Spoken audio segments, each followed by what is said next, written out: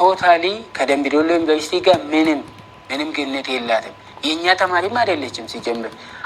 akkam jirtu daawwattoota burqaa oduun isiniif dhiyeessaa jalqabarra mata dureewwan oduu isinitti himuudhaan itti aansuudhaanis bal'ina isaatti kanan ce'u ta'a. Oduu keenya jalqabaatiin dubartiin Burtukaan jedhamtu TV EBS irratti dhiyaachuun yuunivarsiitii Dambidolloo irraa butamee waggaa 1 fi ji'a 5 hiraarsamaa ture dirqiin gudeedameen sarbamni mirgaas narra ga'e jechuu ishee hordofe abbaan qabeenyaa EBS fi haati manaasaa to'annoo poolisii jala ooluun isaanii dhagahame. Dabalataanis Burtukaan mataashii yeroo ammaa kana poolisii federaalaatiin to'atamtee akka jirtus beekamee jira. Bal'isee kanan isiniif gabaastaa gadhumatti na waliin tura. Oduu keenya kan biraatiin immoo du'a qananii irratti poolisiin bu'aa qorannoo reeffaa guyyaa kaleessaa mana murtiif dhiyeesse. Abbaa manaa ishee kan ture Andu'aalam Gosaas guyyaa kaleessaa uffata gaddaa uffachuudhaan mana murtiitti dhiyaateetu jira.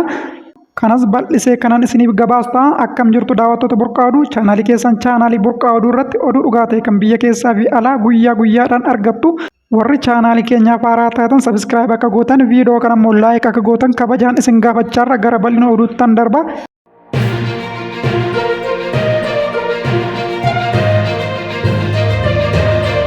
Dubartiin Burtukaan jedhamtu TV EBS irratti dhiyaachuun yuunivarsiitii Dambidolloo irraa butameen waggaa 1 fi ji'a 5 hiraarsamaa ture dirqiin gudeedameen sarbamni mirgaa hedduunis narra ga'e jettee himachuu ishee hordofe abbaan qabeenyaa EBS fi haati manaasaa to'annoo poolisii jala oolanii.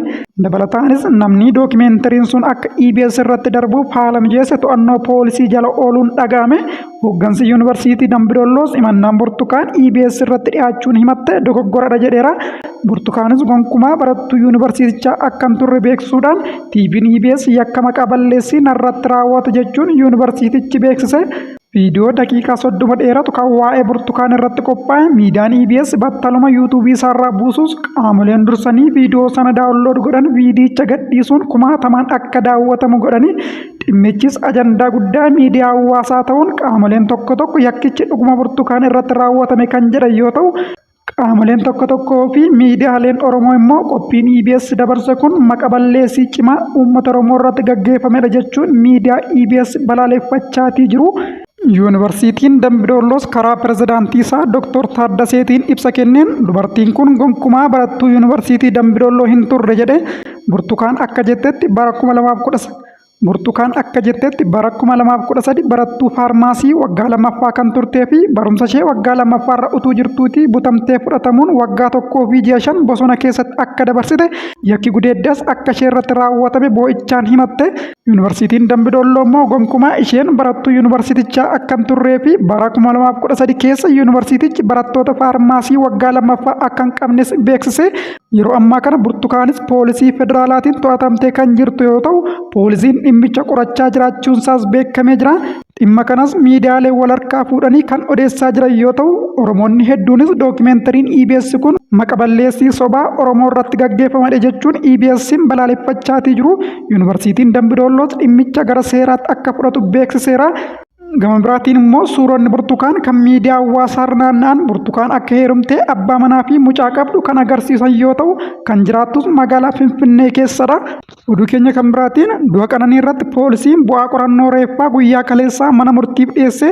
Du'a shamarree qananiin kan shakkame weellisaa Andu'aalam uffata gaddaa uffachuun mana murtiitti dhiyaachuun isaas beekame. Dabalataanis maatiin miidhamtuu kanaa fi namoonni hedduunis dhaddacha irratti hirmaataniiru. Qorannoon reeffaa taasifames miidhamtuun kun ol ka'insarraa kuftee lubbuun darbuu akeeke kan jedhe poolisiin ta'ullee qorannoo dabalataa kanaan wal qabatu akka taasisu himuudhaan qorannoof guyyoonni dabalataa akka isaaf kennamu gaafate.